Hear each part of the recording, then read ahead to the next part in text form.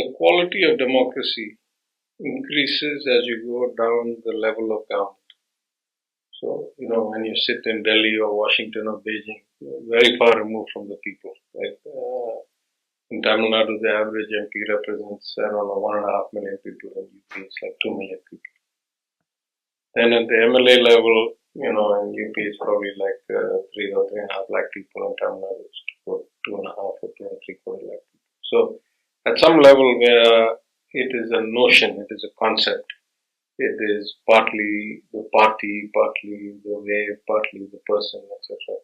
And there's no way that even if, I have a really sophisticated communication system, there's no way that everybody expects to reach me.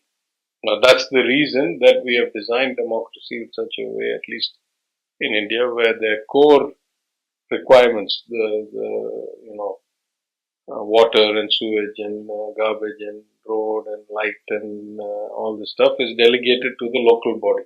It's delegated to the corporation of Madurai rather than to the MLA or the MP. We're supposed to be legislators. We're supposed to be setting policy, arguing about allocations in the budget, etc. So what we are doing is abstract work. It's a level removed from the people. I think the direct local bodies are the ones that really are at the cutting edge of democracy. And so, all along, at least in the Dravidian movement, the value of these levels has been very high. I'm not saying we're really good, but we are better than most. The one place that's really good, for example, is Kerala. In Kerala, if you ask a traditional party politician, they would rather be a village chairman than an MLA. MLA doesn't really have that much power anymore, even if you're ruling party MLA, let alone opposition.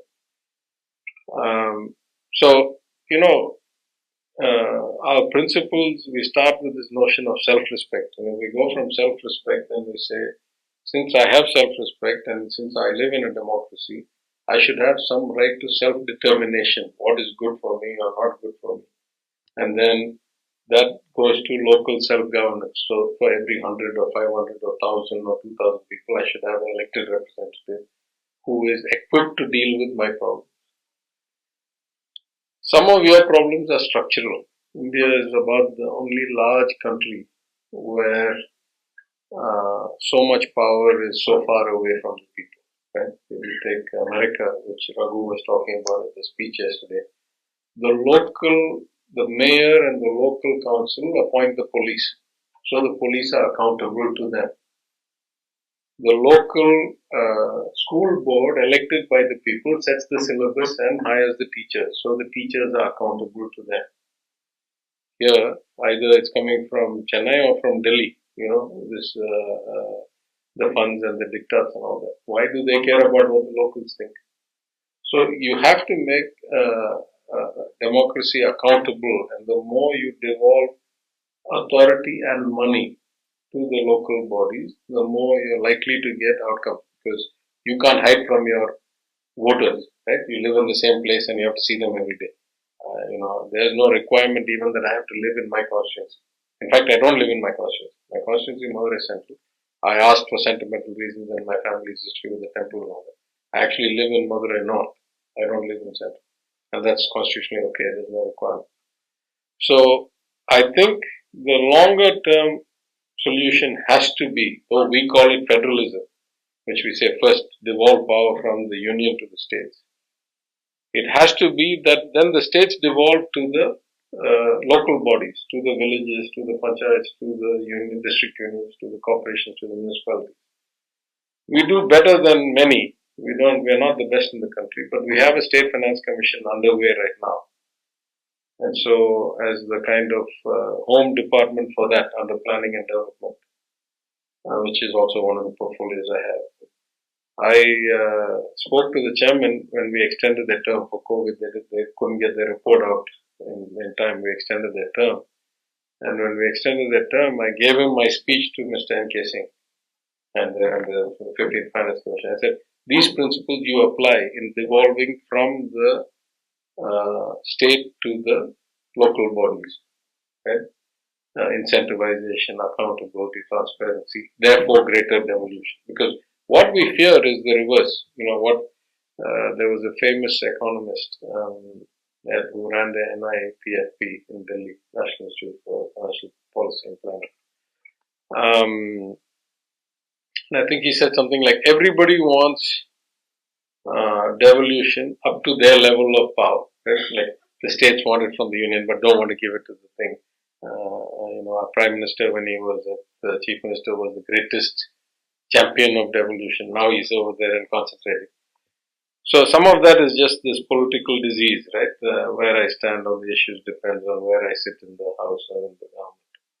But some of it is, I think, the genuine concern that if you give money down to hundreds of places without systems and checks and balances, that the amount of malfeasance that can happen also now is multiplied by a factor of 10 or 50 or 100. How do we keep check on that, right?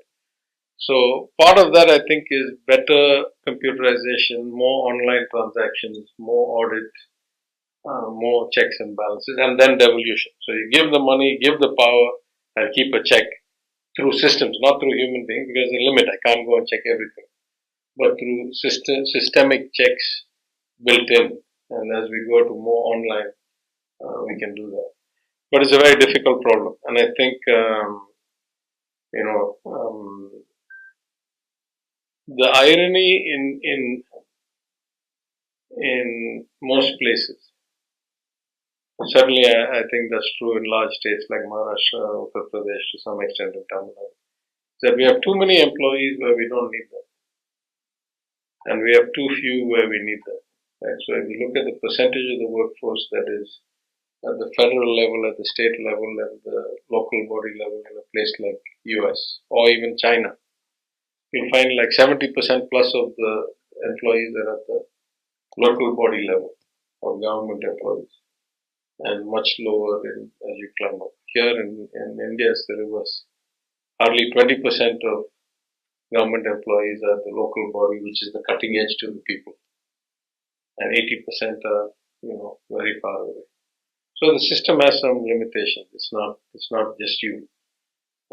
There has to be systemic improvement. But I think the only thing you can do now is at least communicate. I mean, therefore, let me put it another way. Forget village level, forget corporation or mother. As an MLA, I refuse to give any kind of, what do you call it? I refuse to, what do you call them? I refuse to release a private manifesto. If elected, I will do this. I said, I don't know what I can do. I've never been MLA before. If elected, I'll apply my talent and be honest and, try to get you good outcomes. That's all I committed. First time. Because I didn't know whether I could deliver a commitment or not. Second time around, I said I only gave 3 commitments. I said I'll make sure that the drinking water problem is fixed, which is a huge commitment. It's not a trivial commitment. I'll make sure that the integrated sewer scheme that's been going on for 14 years is completed. Again, another huge commitment. And I'll make sure that the temple once in 12-year renovation that has been delayed will get done. Right? Now, these itself are massive commitments, but I figured if we were ruling party and I was minister, then that I had a chance of delivering. But I didn't go beyond that. I didn't give him micro commitments and all that. Anybody can talk. Then you have to deliver or be held accountable. Right? That's part of the problem.